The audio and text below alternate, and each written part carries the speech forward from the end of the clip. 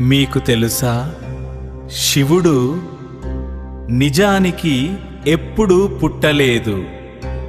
మిగతా దేవుళ్ళలా కాదు. శివుడు ఆదిలో లేడు, అంతంలో లేడు. ఆయనే శాశ్వతం. ఓం నమః శివాయ.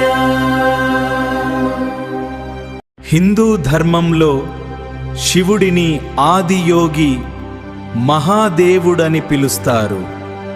కాలం మొదలయ్యే ముందు నుంచే ఆయన ఉన్నాడు. సృష్టి అయ్యాక కూడా ఉంటాడు.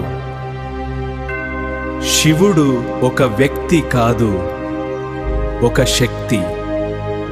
ఆయనకు జననం లేదు, మరణం లేదు.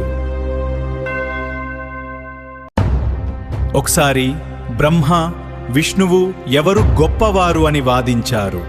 అప్పుడే ఒక అద్భుతం జరిగింది. ఒక అంతులేని అగ్నిస్తంభం వారి ముందు ప్రత్యక్షమైంది. ఆ స్తంభం మొదలు చివర తెలుసుకోవడానికి బ్రహ్మ పైకి వెళ్ళాడు, విష్ణువు క్రిందికి వెళ్ళాడు. ఎంత వెతికినా ఆ స్తంభానికి ఆది అంతం కనబడలేదు. ఆ అగ్నిస్తంభమే శివుడు. అతనికి ఆది లేదు, అంతం లేదు అని అర్థం.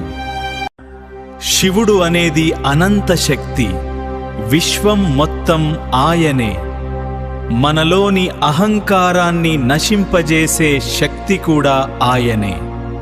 శివుడు అంటే శాంతి, శక్తి మరియు పరమ సత్యం.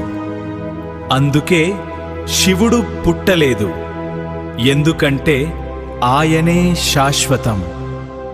ఇలాంటి మరిన్ని ఆధ్యాత్మికతల కోసం మా ఛానల్ని ఫాలో అవ్వండి.